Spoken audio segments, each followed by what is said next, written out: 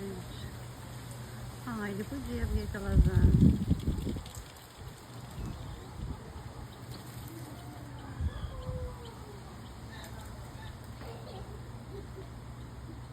Olha que coisa linda, um Deus que faz.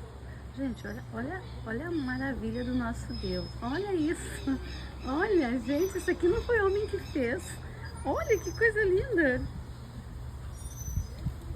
E abre as suas asas para nós ver. Acho que não é asa, é pena, né? Abre, ele vai abrir. Calma, calma. Não, nada ainda.